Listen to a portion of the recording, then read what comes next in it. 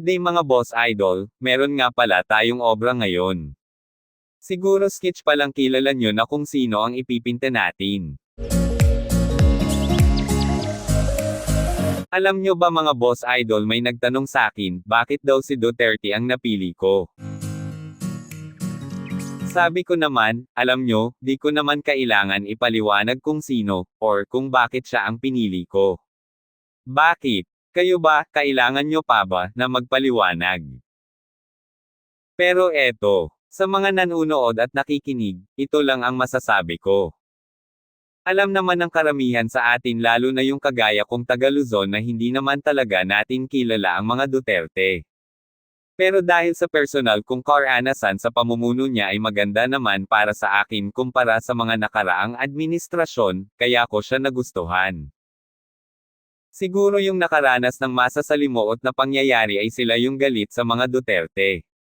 Siguro may mga illegal sila na gawain at salungat sa mga batas na ipinapatupad kaya ganun na lang ang galit nila. Yung iba naman ay nakwentuhan lang, sinabi lang ng mga kakilala, kaibigan or amo nila na wag nyo iboto yan, hindi magandang leader yan, kaya yun na rin siguro ang kanilang sinunod. So, ano bang dapat nating sundin, yung kwento sa'yo o yung personal na karanasan nyo? Ako kasi, ang sinusunod ko yung naging karanasan ko. Kaya siya ang nagustuhan at pinili ko, hindi ko sinunod yung mga kwento ng iba.